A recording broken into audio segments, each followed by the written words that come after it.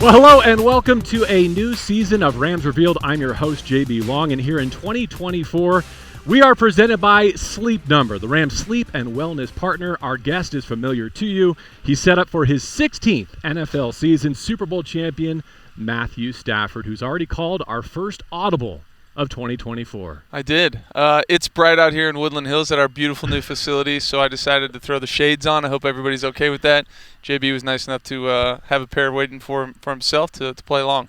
All right, so you're making a bit of history. You are transitioning us from Clue to our new home here in Woodland Hills. I think the studio will be ready for our next episode of Rams Revealed, but we're outdoors here for game week. So yeah. There you are, special bit. Yeah, I'll take it. I like being the inaugural guest, but it is a beautiful new place. Like you said, there's still some things work in progress, but people are working day and night to get this thing up and rolling, and we appreciate it. Well, this show is very much about getting to know Rams underneath the helmet at a deeper level. I think you're familiar with this guest today, but nonetheless, I hope we can cover some new territory. And before we look ahead to 24, if it's okay with you, I want to highlight a couple of things about 2023 first. Because, Matthew, I think there's a case to be made that it was your best professional season. I know it didn't end in confetti falling, but statistically, I think it could be. Agree or disagree, and why?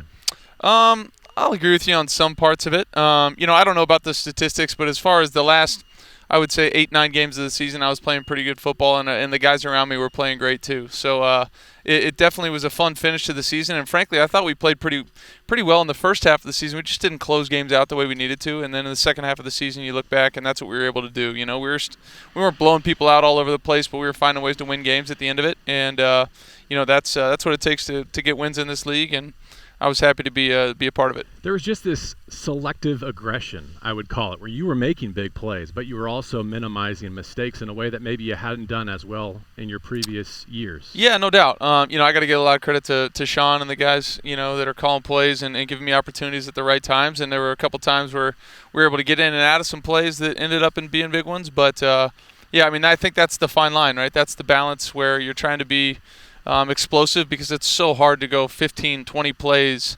and have no negative plays and score a touchdown on a drive. You got to have those chunk plays, and so you got to find ways to get them.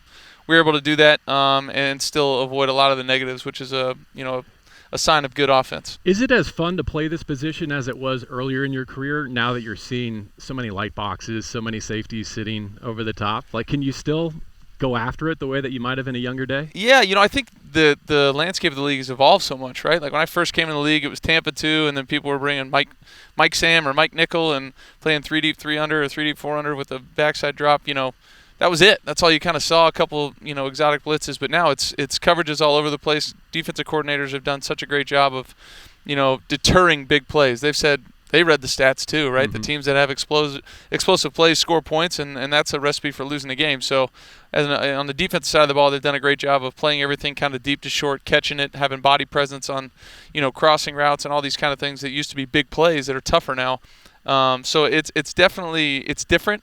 I feel like I've seen a whole lot more than obviously I did when I was younger, but it's still a fun position to play. All right, so 23 was one of your best. The question is, do you have an even better one in your future? I hope so. I sure hope so. I was lucky enough. I had a little bit of a setback and, missed a game or two last year. But hopefully if I can stay healthy again, we can pick up, kind of where we left off and just go out there and try to execute, play good football. It's going to look different as it does every single year, right? New pieces up front, new pieces on the outside, in the backfield, all those kind of things. But just as far as the urgency, the energy towards going to execute, doing all those kind of things, that's what we're looking for. It's not going to look the exact same, but I am excited about it and give ourselves a chance to go play good football. Matthew, I took a deep dive this offseason in terms of your Hall of Fame case. Okay. I would like to believe that you're there if you don't play another down. Yep. I know for almost certain that if you have another good season, you're in. Yep. How much does that possibility of cementing your legacy play into your desire to keep going? It's part of it, but it's not the main driving factor. I'm still so blessed to play this game and really enjoy coming to work every single day, to work with these guys, to work with the coaches. I know that I'm a part of something special. Whether that ends with confetti, like you said, or not, I know working here and working with Sean and our coaching staff and these players is something that not everybody gets a chance to do. And so I appreciate those opportunities, and I want to continue to do that as best I can for as long as I can, as long as I'm healthy. And I feel good about it. But I'd be lying if I sat there and thought, man, when I started playing this game, I was doing everything I could to build a career, right? And then midway through your career, doing everything you can, try and win games and do all those things and have team success. And that's still the same goal. But, you got 15 years in the rearview mirror right now, and I am proud of what I've been able to accomplish, and I couldn't have accomplished any of it without the help of the teammates, coaches, and everybody, along the way. But it is something that when I started playing this game, I grew up watching NFL films. I grew up watching the greats play and wanting to be a part of that, and just having any kind of an inkling that could ever be a possibility is something that's a motivating factor for sure, but it's not the main one. Mention your teammates along the way in that answer, and I think about Megatron, I think about Kupp, I think about Puka Nacua, and the role that you have played orchestrating historic NFL seasons for receivers. How much of that is in your mental trophy case, like special moments helping them achieve their dreams too? Yeah, it's part of it. I think I look back on those with less reflection towards myself and more towards them, right? I mean, those are such special players with special seasons. I know what each and every single one of those guys went through to be on the field every Sunday. Mm-hmm. Everybody sees them go out there and make great plays and have these great seasons, and you go, man, if you could see them Wednesday through Friday fighting like hell, because all those guys that had those big seasons, I mean, their use rate was huge, right? So they're getting the ball, they're getting hit, they're getting tackled, they're getting covered, all those kind of things, and to be able to show up every Sunday for the team and execute and make plays the way they did, it's incredible. I definitely, loved being able to throw to all those guys and really all the guys I've ever gotten the chance to throw to. But those 3 seasons are really special, and it's really more a credit to those guys than anything else. I mean, what they've put their bodies through, they put their mind through to get out there and go is really really impressive. One of the best things I think you have going for you is what I'm loosely terming like the game-recognized game factor. Like whether it's your guy Dan Orlovsky representing for you, the league executives love you, rank you highly. But more recently, there's this young undercurrent of quarterbacks, and I'm sure you heard what C.J. Stroud and Caleb Williams said this offseason, but let's pause here and let our audience listen to those, and then I'll ask you to reflect on them. I'm a student of the game. Stafford a dog. He bro. is a dog. No, you don't understand, bro. You saying that. That's all I watch. I don't watch nobody else. I watch Mahomes at times because Mahomes does some stuff that like you can't coach. Stafford, dog, he will beat you with the same thing every time. All that no-lick stuff, I got that from bruh. Like, literally, that's one of my big, like, I'm a fan of his, like. He's unbelievable. I don't know how. I think it was 46, right? On the top 100, 56. I don't even top know. 100. I didn't look. It was We'll something look. unbelievable that he You were shouldn't not have happy. been. I was not happy Where about would you put him? Matthew Stafford is probably. I don't think I can name 2 quarterbacks, 2 or 3 quarterbacks that play the position better than Matthew Stafford. Wow. Not obviously playing right now. I'm not saying 42. He was 42, 42. on the list. I was don't know how he's robbed. 42. You're telling me he's better than Josh Allen. He's better than like that. That's Matthew Stafford is Matthew Stafford. All right, so the bad news is you're old enough to be one of the guys that they grew up watching, but the good news is your reflection. Yeah, I mean, it's really humbling. I remember being in their shoes, thinking about that when I was a young player, man, getting to play against some of the guys that I grew up watching and the amount of respect that I had. I think it's just really humbling that they feel that way about me. I have a ton of respect for the way that the younger quarterbacks, including those 2 guys,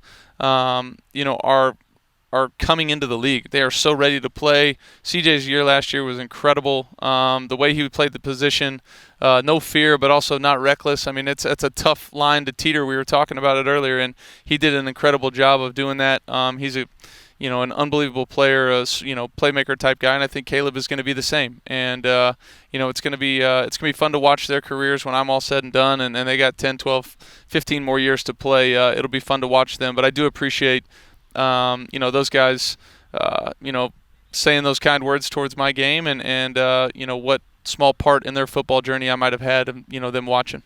Like you said, CJ's already off and rolling. Caleb's about to begin this journey. And as a former 1-1 yourself, if he were to come to you and say, hey, Matthew, what advice would you give to a number 1 pick? Mm-hmm. What would you say in terms of what he's walking into and how to have sustained success in this league? Yeah, I mean, I think the biggest thing is it's a journey, right? You get picked first overall, and I was in a little bit of a different situation. We were coming off an 0-16 season in Detroit and really trying to find our footing. as a team. I think Chicago had a really nice finish to the season. It's got a chance to be a really solid team this year. So, but I would just say it's a journey, man. Enjoy it. Know that there's going to be great plays because he's an unbelievable, talented player, and know that there's going to be tough moments, right? Mm-hmm. And got to have teammates and coaches you can lean on in those situations. I know I did, and I appreciate those guys growing up. But just enjoy it. And know that it is a journey, right? You don't have to go out there and win the Super Bowl in your first game. Shoot, go play great and get a win. That's awesome. But, it's going to take time, and you're going to continue to get better. And I think he's got a really good head on his shoulders. I know they got a great coaching staff over there as well, so he's gonna have a good future. So those are the young up-and-comers. You're at the other end of the spectrum. Only Aaron Rodgers, an older starter in this league now. And so the question, naturally, how many more years do you want to do this? Truthfully, is there any way you can answer that question before February of 2025? No, there isn't. And, that's great perspective for you to know that because that is the truth. That is the truth is I love playing this game. I'm having a blast out here practicing, getting ready to play, football games and get going. But I don't know what the future holds for me. I do know that when I'm out here on the grass, I have an unbelievable time. I love competing. I feel like I can still do it at a high level. But those things are for decisions that are down the road. I'm enjoying the moment. I'm embracing the moment. I got a beautiful family at home that I love being around. So there's a lot of things to think about, but I still do love playing this game. Okay, so when you do call it quits, though, do you have a sense of what retirement might look like? Like, do you see yourself on the Tom Brady track where, like, ownership or TV might be a thing? Do you want to be like the Tony Romo making a run at amateur golf? Will we never see you again because you're coaching 8th grade girls basketball? Yeah, I don't know. Maybe a combination of all three minus the golf. I don't know that I can do it. Tony's got a hell of a swing. He's a great player. But, no, I enjoy playing the game of golf. I probably will still enjoy being around the game of football, whether that's in a capacity working with the team or if that's, on a television screen wearing sunglasses trying to, see if I can get the whole crew to do it with me. But, no, I think, some capacity of football for sure, but I definitely feel like I have spent a lot of time away from my family playing this game, so I want to have opportunities to make sure that I'm around as much as I possibly can because I love being around them. So it'll be a balance for sure. Sean keeps talking about your tennis game and how that's impacted your football. Like, how much are you playing in the off season, and what's your USTA no ranking. But I do like to play. Kelly's a really good player. She picked it up a couple years ago and has been playing a lot. So I've been able to play with her. Some good groups around the neighborhood. It's fun. I love it. It's a good workout. But I don't know about my USTA ranking. I don't think I'll ever have one of those. You know who's a sneaky good player and never talks about it is Sean. Sean's a good player. I hit with him one time, and he's exactly what you would think, right? Spark plug, just rips it back and covers the court pretty well. I think he's a McEnroe, probably. Yeah, 100%. Yes, there's some racket smashing. You need to bring a couple rackets, I would think, if I know him. Speaking of Sean, there was that viral clip of you in the huddle. You can already guess where I'm going with this. How did that play behind the scenes, just out of curiosity? It was great. He knows, that that's the way it goes on game day. It's dialed up, the energy. He's a great coach for a reason, right? He's a communicator. He wants to sit there and tell us, hey, man, these are all the little coaching points along the way of this certain play. And I always tell him, man, it's always worse during a TV timeout because he's got unlimited time with the button down, and he wants to tell me all these things. That was a crunch time moment in that game, and there were some minute, coaching points on that play. But the best part about that is, it's loud enough, in my ear that the guys in the huddle can hear it, and they're like, is he still going? I'm like, he's still going, guys. And they're like, and they can hear it and love it. So they play it up too. It's a whole lot of fun. But he only does all that stuff because he loves us and wants us to play as good as we can and win games. And that's part of it, man. I love working with him. It's a blast to get to experience that kind of stuff. Good news is you will not have any chance of hearing him this Sunday anyway. That's exactly right. It's going to be a heck of an environment in Detroit. Last time we played there in the playoffs, it was crazy loud. I assume a Sunday night football to open the season. I remember playing a Sunday night opener, I believe it was either Sunday night or Monday night against the Giants back in the day, and that place was rocking and rolling, and we weren't coming off a run like they did. So it's going to be a fun environment, a tough environment for some of the young guys on our team that haven't played in those scenarios. It'll be a new thing for them, but it'll be fun. I wrote down the decibel level of 134.3 is the new record from their playoff run last year. That's what they're trying to break this week. But I mentioned the thing in the huddle because of continuity, right? And one of the things you're saying there to your huddle is, I got it. Mm-hmm. I got it. And that's what I took away from that moment, which is year 4 with him. back-to-back with LaFleur. Have you ever felt this level of, I got it? No, I mean, I feel really comfortable in what we're trying to do, how we're trying to attack defenses week in and week out, where our personnel fits in those things, how I can utilize, our rules, because basically football turns into a little bit of a rules game at some point, and how can I utilize our rules, get our guys in the best position to go out there and try to succeed. And, Sean has unbelievable plans every single week where, to be honest, my job is easy sometimes, right? I just go out there and execute what we said we were going to do, and it plays out just like we thought. Now, you go into a season opener, there's some unknown there, right? And so, okay, Matthew, how can you help us in certain situations, try to get us into something a little bit better and or fix a small problem here or there to help us have a successful play? Feels like as much continuity as you've ever had in your career, too. Yeah, definitely at the skill position spot. We have a lot of guys that are coming back. I think, up front, it's pretty darn clean too. When you look around the league and the amount of turnover that there is, I feel like on the offensive side of the ball, we're on the low end of the spectrum this year, which is always nice. But you got to go out there and prove it again. Every single season is, hey, they roll the ball out and you got to go prove yourself again every single week, and we're looking forward to the opportunity. I'm a believer in the Cooper Kupp comeback tour. I know you are too. Like, you're kind of the campaign manager of it behind the scenes, I'm sure. Now that everyone's drafted their fantasy football teams, can you give us some context as to why you think it's going to work this year? Yeah, I think he's the first time he's really been healthy for about 2 years, and that's such a huge part of it.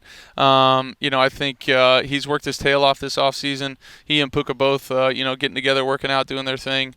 It's really impressive to see what he's done, and he's a guy that, you sit there and he's getting a little bit older, and you're going, hey, should we hold him out of this? Should we hold him out of that? Try to keep his legs fresh, and he is so smart and understands. He says, hey, man, I'm at my best when I just work. And I just put the work in. I get strong. I get in great shape. I do all these things, and he's done that this year. And kudos to our guys in the in the office there that have let him do that. And it looks really good right now. Continuing with the thought on opening weekend in Detroit at Ford Field, what would you say to Rams fans who I think are understandably a bit spooked to get this stage of the summer and to hear that you're making a shift on your offensive line, that Jonah and Steve are going to flip going into this silent count environment? Yeah, I'm not too worried about it. I think Jonah's a veteran player. We made a switch a couple of years ago during training camp. In 2021 when I first got here, it wasn't quite as late just because of the fact that Jonah really wasn't practicing. Had he been practicing, I think that switch probably would have happened a bit earlier. But I do think we're just finding our way to get the best five out there in the best position to go succeed. I have no qualms about how he's going to play or how we're going to play up front. I was reminded of what I think are actually my favorite moments of yours as a Ram, kind of reflecting on last year's wild card game. And one was the Super Bowl when you kind of go after, I think, Mike Hilton first, but then you end up with Von Bell kind of defending Cooper Kupp. And then again last year when you go up and have a word with Kirby Joseph. And this is kind of like my Chris Farley Saturday Night Live, like Paul McCartney moment. Like, this is not really a question. This is just me saying, like, hey, that was pretty cool. Do you remember that? Those are good skits. But, like, what is that? How does it come out of you? And why does it matter? Yeah, that's just care for my teammates, and I care so much about what these guys go through. There's sometimes things said about, hey, Matthew, you play through stuff, you're tough, this, that, and the other. And I'm like, you guys don't know the half of it. Like I get hit 5-10 times a game maybe. These guys are going through the same thing I'm going through, and they're out there, running routes, getting hit, blocking defensive end. And the deal last year, I just felt like, I don't like it when guys in this, for one reason or another, take shots at guys that I feel like are not the way the game should be played at that moment. And, that was something that had, been on tape, in previous weeks he had done that. And you look back in games past our game, and the same kind of thing is showing up. So I was frustrated for my guy in the moment, and really just protective of the guys that I'm in the huddle with. I care so much about them and want those guys to be, able to finish seasons and do all that kind of stuff. Is it important? I don't know. I just feel like it's the right thing to do, so I just go for it. Definitely some of the backdrop for this game as the Rams rematch with the Lions. Time now for a new segment we're calling The Wind Down, brought to you by Sleep Number. And each week here on Rams Revealed, we'll get insight into how sleep and recovery impacts performance in the NFL. So, Matthew, the question is, what does your bedtime routine look like, and do you have certain rituals involved? I hope I have the rituals that everybody else has, like brushing your teeth and doing all those things. So that's part of it for sure. But I think part of my bedtime routine really revolves around my kids too, right? It's wind down time with them, trying to create good habits for them as well. Whether that's a bath or brushing their teeth, read a story, all those kind of things. Get the girls to bed, and then, to be honest with you, I'm up so early, I'm usually right there behind them. So I'm going from their room to my room, doing all the normal things, just trying to get myself in the mode to get ready to go to sleep. And then obviously I have a sleep number bed in my house, and hop in that thing. I turn the cooler on and try to get to bed as soon as I possibly can. But I'm pretty basic when it comes down to it, but I do enjoy sleeping in my sleep number. Thanks for that. Now let's turn out the lights on this episode of Rams Revealed with a few rapid-fire questions to finish, okay? All right. If I made you Roger Goodell for a day, so you're the commissioner, Okay. what's one NFL rule that you would adjust? Not so much a rule, but a thing I would push, for the ownership, it would be to try to have grass in every single stadium as soon as possible. I feel like from a safety standpoint, not only lower body injuries, but you watch people hit their head on the turf, and then they hit their head on the grass, and the guys that hit their head on the grass more often than not pop up, and the guys that hit their head on the turf don't. So that'd be one I would try to push for. All right, so the start, bench, cut game? I'm going to give you three things. Okay. All right, so here's your three. Under center, pistol, shotgun. Okay. Start, bench, cut. Oh, man, that's tough. I'd probably start shotgun. You can do it all from everywhere, to be honest with you. Start shotgun, we'll bench pistol, and we'll cut under center. Really? Okay. I like them all, to be year. honest. No, with I know. you. It's a no-win situation. Here's another bad news, good news. I have to take your right arm, okay? So it's gone. But the good news is you get to trade it with anyone else on the planet, past or present. Who would it be? Right arm. Ooh. I'll go Brett Favre. He was fun to watch, man. He had a cannon and ran around, made plays. But, yeah, I would say Brett was a fun one. Him or Dan Marino. I feel like very little adjustment there. If you got either one of theirs, you could keep doing exactly what you want to do. And part of the reason I asked is because last week in Houston, our fans saw before that preseason finale, Cooper Kupp threw like a flat-footed 50-yarder to you in the end zone. Yeah. Can you break down that throwing motion? Yeah, no, it's a little muscly, as you might think. Cooper, big weight room guy. A little muscly, but, he can get it out there. I don't know. He's always talking to me about, hey, man, do you think with a year of training, could I be a third-string quarterback? And I'm like, I think it's going to take a little bit more than a year, and you got to stop lifting weights immediately. But he can throw it around, which is fun. Which is surprising considering you look at his passer rating as a pro, and I think it's pretty bad. 0 for 4. Yeah, 0 for 4. And I had memory hold the one in the Super Bowl. 100%. I had forgotten Philly special. Yeah. So there were some opportunities to show up in games, and he kind of withered under the pressure. But it's quarterback's not for everybody. After last year in Dallas, I swore I never wanted to see you catch another pass, and then you go and do it in Oxnard to yourself. I didn't Stop mean to doing do that. Yeah. That was an interesting one. I just wanted to prevent the interception more than anything, to be honest. Matthew, thank you for your time. Appreciate Here's it. to your best season yet. We'll look forward to more laughs with you and Coop this season on 9 and Dime. For now, go get them in Detroit, and thanks to all of you for joining us for a season debut of Rams Revealed, presented by Sleep Number. For Matthew Stafford, I'm JB Long.